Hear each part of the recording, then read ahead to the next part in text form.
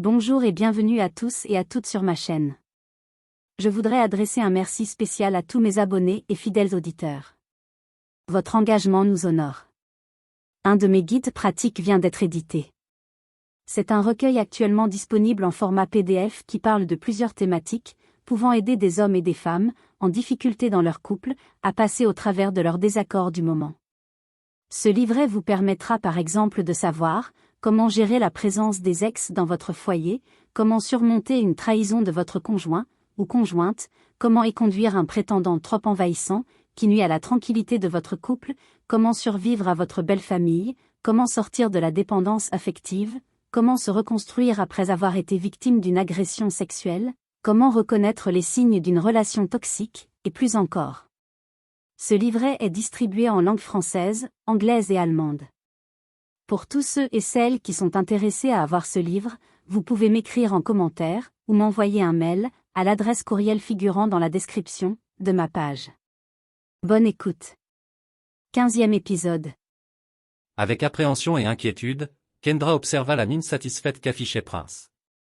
Elle n'avait rien perdu de la conversation qu'il venait d'avoir avec Abdel. La tension entre les deux hommes était évidente, et la jeune femme pria le ciel, pour qu'une issue favorable découle de cette imminente tragédie. Il y avait 2 jours qu'elle était retenue captive par Prince. Toujours assise dans la même position depuis des heures, ses bras commençaient à faiblir, et à la faire souffrir. De plus, elle n'avait reçu ni eau, ni nourriture, et ressentait une envie pressante d'uriner. Prince, où se trouvent les toilettes? Je veux faire pipi. Son interlocuteur se contenta de lui jeter un regard hostile, en lui demandant. Où penses-tu être? Dans un hôtel 5 étoiles? Ironisa-t-il. Je t'en prie, Prince. Cela fait 2 jours que je ne l'ai pas fait, et là, j'en ai vraiment envie. Supplia Kendra tristement. Ma vessie est sur le point de me lâcher. J'espère pour toi, que tu n'as aucune arrière-pensée, dans ta petite tête. Prévint Prince menaçant.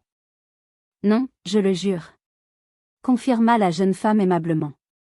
Je désire juste me soulager. Bien, retourne-toi. Je vais te bander les yeux, avant de t'accompagner. Kendra obtempéra docilement, et Prince lui attacha le visage, avec un bandeau noir. Il déclara ensuite d'un ton sec. Je vais défaire tes liens maintenant, et je te demanderai de te tenir tranquille, jusqu'à ce que nous revenions dans cette pièce. D'accord. Acquiesça simplement la jeune femme. Les minutes qui suivirent, elle frotta avec bonheur ses poignets libres, et déclara gentiment. Merci. Pas la peine de me remercier. Maintenant, avance. Ordonna Prince sévèrement. Il la guida d'une main ferme jusqu'à l'extérieur du cabanon, où il la gardait prisonnière. L'air frais du matin, qui s'accompagnait d'une brise légère, revigora la jeune femme.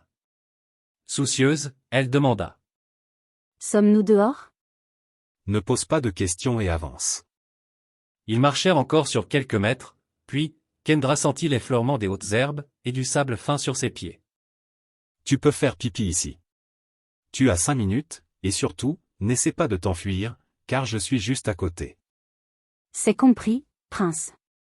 L'instant d'après, Kendra s'accroupit sur ses jambes, releva sa robe, et baissa sa petite culotte afin de vider son urètre, qui commençait à être douloureux sous la pression de l'urine, stockée à l'intérieur de sa vessie. Elle expira profondément, à mesure que son bas-ventre s'allégeait, puis se releva une seconde plus tard, heureuse et plus à son aise. Prince, dit-elle doucement. J'ai terminé. Cependant, des bruits de voix d'homme lui parvinrent jusqu'aux oreilles, et craintive, elle appela de nouveau Prince d'un air inquiet, et plus fortement que la fois précédente. Prince. Prince. Es-tu là? N'obtenant toujours pas de réponse, elle se rendit compte que, des voix se rapprochaient de plus en plus du lieu où elle se trouvait, et figée, elle entendit subitement l'une des voix annoncer fièrement. Je l'ai trouvée. Elle est juste ici. Avant que Kendra ne puisse effectuer le moindre mouvement, elle sentit la présence d'un homme près d'elle. Ce dernier s'adressa à elle d'un ton rassurant. Bonjour. Vous devez être mademoiselle Kendra Epalay, je présume. Mon nom est Thierry Mouniaguet. J'ai été envoyé ici avec mon équipe, pour vous chercher. Bonjour monsieur Mouniaguet. Salua Kendra gentiment, après avoir défait le bandeau, qui lui recouvrait le visage. C'est un plaisir de vous rencontrer. Où est Prince? Ne vous inquiétez pas. Il ne sera plus un problème pour vous désormais. Les agents de police qui nous accompagnaient se sont saisis de lui. Il va faire face à la justice pour répondre de ses actes. Quant à nous, nous allons vous conduire au poste de police également, pour y faire une déposition, avant de vous ramener à nos patrons. À vos patrons? Questionna Kendra sans comprendre. Oui madame. Veuillez me suivre à présent. Recommanda-t-il aimablement. Qui sont vos patrons? Demanda Kendra curieuse, en lui emboîtant le pas. Monsieur Suleiman Aman Kadir et son fils. Répondit simplement son interlocuteur. Rassuré, Kendra suivit le monsieur, et tous deux rejoignirent ses coéquipiers. Ils s'engouffrèrent ensuite tous ensemble, à l'intérieur du véhicule avec lequel ces hommes s'étaient déplacés, puis, le reste du trajet se fit en silence. Pensive, Kendra ressentit soudain un effroyable vague à l'âme, en réalisant qu'une fois de plus, Abdel l'avait fait passer au second plan. Malgré les risques qu'elle encourait, il n'avait pas pris la peine de se déplacer. Oh, elle ne comprenait que trop bien, car il n'avait jamais cessé de lui montrer que Myriam était celle qui comptait par-dessus tout pour lui, et qu'il avait bien l'intention de l'épouser. Cependant, elle n'avait jamais cessé d'espérer que peut-être. Oh. Et puis zut! Se morigéna-t-elle. À cette heure de la journée, le couple Aman-Tol devait sûrement se préparer pour se rendre à la mairie. Pensa-t-elle la gorge nouée. Cela lui fit mal de se dire que Prince avait raison en fin de compte. Elle était certes heureuse d'être libre, mais très déçue qu'Abdel ne soit pas venu. Il était vraisemblablement occupé par des choses plus utiles et plus importantes pour lui, et avait préféré lui envoyer ses hommes de main. Le regard tourné tristement vers le paysage, elle essuya délicatement la grosse larme qui venait de rouler le long de sa joue. Au même moment, à la mairie. D'un air soucieux, Béatrice consulta pour la énième fois de la matinée la montre qu'elle portait autour de son poignet gauche. Cela faisait un quart d'heure déjà que les futurs mariés auraient dû être là. La mairie était bondée depuis un moment, et la plupart des invités se trouvaient confortablement installés, dans les sièges rangés superbement, à l'intérieur de l'immense salle municipale. Avec inquiétude, Béatrice aperçut le véhicule de service du maire responsable de célébrer l'union du couple Aman-Tol, stationné le long de l'enceinte principale. Il était accompagné de deux autres messieurs, et tous les trois se dirigèrent vers leurs bureaux administratifs afin de se préparer pour l'office. La jeune femme s'excusa auprès du chef chargé de la sécurité, puis sortit dans la grande cour. Elle ouvrit ensuite son téléphone et essaya de joindre Myriam, afin de s'assurer qu'elle et Abdel étaient bien en chemin pour la mairie, mais n'obtint personne. Nullement découragée, Béatrice décida de sonner Abdel à son tour, avec insistance. Au troisième appel, elle l'entendit avec soulagement répondre au bout du fil. Bonjour mademoiselle et Palais. Comment allez-vous? Bonjour monsieur Aman. Ça ira beaucoup mieux, lorsque vous et mademoiselle Toll, vous vous présenterez à la mairie comme convenu. Avez-vous oublié que c'est le jour de votre mariage aujourd'hui? Demanda Béatrice d'un ton crispé. Le maire ainsi que les invités sont là. Nous n'attendons plus que vous. Oh. Je suis désolé. J'ai eu d'autres urgences à gérer, et je n'ai pas pensé à vous prévenir. S'excusa-t-il poliment. Comment ça, vous avez eu d'autres urgences? Interrogea Béatrice abasourdie. Et me prévenir de quoi? Je ne comprends pas. Est-ce que mademoiselle Toll va bien? Oui, oui. Ne vous en faites pas pour Myriam. Elle se porte comme un charme. S'empressa de rétorquer Abdel calmement. Mais si elle va si bien, pourquoi n'êtes-vous pas encore arrivé ici? Parce qu'il n'y aura plus de mariage. Lança Abdel d'un ton neutre. Quoi? S'écria Béatrice, qui croyait avoir mal entendu. Qu'est-ce que vous me racontez? Mademoiselle et Palais, je peux concevoir que la nouvelle soit assez inattendue, mais je compte sur vous, pour l'annoncer à toutes les personnes concernées. Béatrice demeura un long moment, silencieuse au bout du fil, tentant vainement de comprendre ce qui se passait. Mademoiselle et Palais. Vous êtes toujours là? S'enquit Abdel posément. Oui, je suis toujours là. Mais j'avoue être perdu. Qu'y a-t-il, monsieur Aman? Et où êtes-vous en ce moment? Je suis en route pour l'hôtel Montphébé. Tout ce que je peux vous dire, c'est que votre sœur a été retrouvée, et que vous pourrez la revoir dès que possible. Kendra est vivante, s'exclama soudain Béatrice en riant, et en pleurant à la fois au téléphone. Vous l'avez retrouvée? Comment va-t-elle? Oui, elle est bien vivante, mais je ne peux vous en dire plus pour le moment. Je vous rappellerai plus tard, lorsque j'aurai davantage d'informations, et que je la verrai. Dans l'immédiat, occupez-vous de la logistique, liée à cette annulation de mariage, et n'hésitez pas à me contacter, si vous avez des questions. J'ai déjà prévenu le personnel de mon domicile, et ils se tiendront prêts pour vous aider, à gérer tous les tracas qui surviendront. C'est entendu, monsieur Aman. Bien. Je dois vous laisser maintenant. À plus tard. À plus tard. Et, au fait, merci monsieur Aman pour avoir ramené Kendra. Ajouta Béatrice gentiment. Je vous en prie, mademoiselle Epalais. Je l'ai fait avec plaisir. Bye. Bye.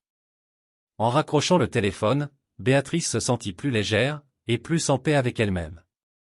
Cette journée ne pouvait pas être plus belle. Pensa-t-elle joyeusement. Sa petite sœur allait bien, et c'est tout ce qui lui importait pour l'instant. Jusqu'ici, elle devait reconnaître que la pilule avait toujours eu du mal à passer avec Monsieur Abdelhaman. Et pourtant, elle savait qu'elle lui serait désormais éternellement reconnaissante d'avoir fait le nécessaire afin que Kendra soit retrouvée saine et sauve. Elle qui se faisait du mouron à propos de la façon avec laquelle elle allait devoir annoncer la nouvelle à leurs parents, se sentait subitement plus sereine. Cet homme venait de lui ôter cet énorme poids qu'elle portait involontairement sur ses épaules, et plus détendue, elle poussa un grand soupir de soulagement. 3 heures plus tard. Êtes-vous prête? Demanda monsieur Mouniagué d'une voix calme, en s'adressant à Kendra. La jeune femme venait de sortir de la salle d'interrogatoire du service de police, où elle y avait passé déjà un peu plus de 2 heures. Entre les délais d'attente, le dépôt de sa déposition, ainsi que la paperasse d'usage à remplir, Kendra n'avait pas eu du temps pour penser à la suite des événements. Après avoir donné congé à ses collègues, monsieur Mouniagué avait été assez aimable pour patienter dans la salle d'attente pendant tout ce temps, et Kendra naturellement lui répondit avec un sourire de gratitude. Oui, j'ai terminé. Nous pouvons partir. Elle se sentait poussiéreuse, un peu crasseuse, et n'avait qu'une seule envie, retrouver le plus rapidement possible son logis pour y prendre une bonne douche et mettre des vêtements propres. Elle savait bien que Béatrice ne serait sûrement pas à l'appartement en ce moment, et n'avait malheureusement pas ses clés avec elle. En voyant son regard pensif, son interlocuteur lui fit remarquer amicalement. Vous paraissez soucieuse. En effet. Reconnut Kendra gênée. Je voudrais rentrer chez moi, mais je n'ai pas mes clés d'appartement. Ma sœur en a bien un double. Malheureusement, c'est une femme active, et elle doit certainement se trouver à l'extérieur du logement, au moment où nous parlons. Par conséquent, j'ignore comment regagner notre domicile en son absence, car notre bailleur qui aurait pu m'ouvrir la porte, ne vit pas non plus dans le même immeuble que nous.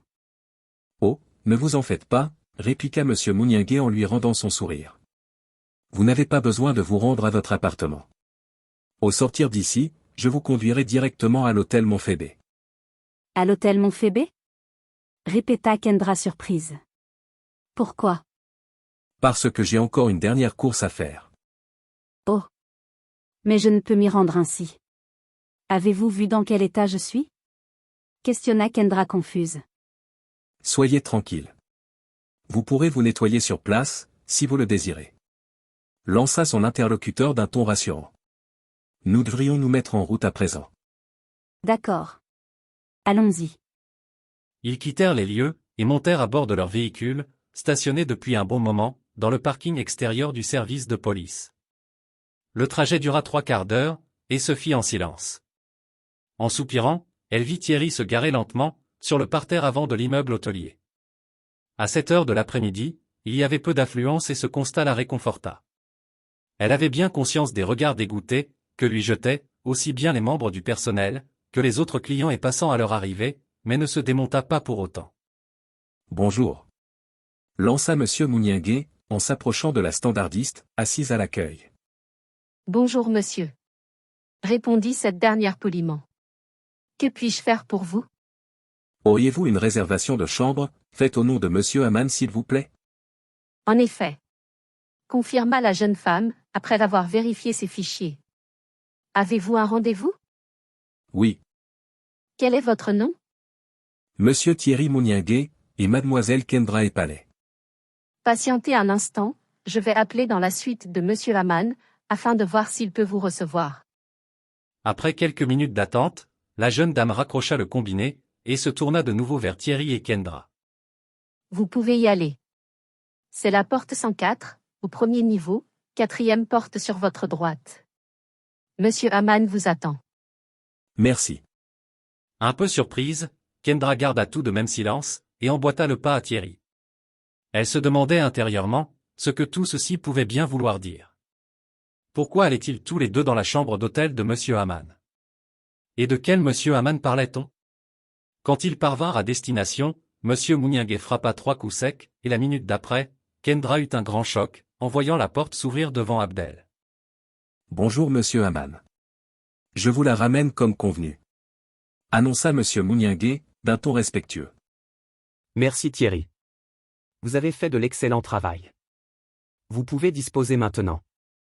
Merci à vous monsieur. Au revoir. Au revoir. Répondit amicalement Abdel. Prochainement, dans votre série. Les confidences et confessions, entre Kendra et Abdel, mènent à une tendre réconciliation. Toutefois, ce moment de bonheur est vite écourté, par l'annonce d'une tentative de suicide faite par Myriam, la mariée et conduite. Ne manquez pas ce dernier épisode de votre tome, car celui-ci annonce l'intrigue saisissante, qui captera toute votre attention, dans la saison 3.